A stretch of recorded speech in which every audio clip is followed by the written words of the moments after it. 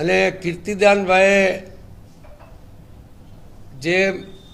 મીટરની વાત કરી છે એ મીટરને બરોબર સમજીને લોક સાહિત્યકાર તરીકે લોક જાગૃતિનું કામ કર્યું હોય, પરંતુ આવું લોક જાગૃતિનું કામ જેમ ધીરુભાઈએ કહ્યું છે એમ બરોડા, સુરત, રાજકોટ, મોરબી જેવા કાંડો બને છે, ખૂબ લોકો ગુજરી જાય છે, ત્યારે આ સાહિત્યકારો ક્યાં જતા રહેતા હોય છે? અને જો એ સરકારને કાકલુદી કરવા માંડે લોકશાહીમાં, તો મને લાગે છે કે સમાજની અધોગતિ થાય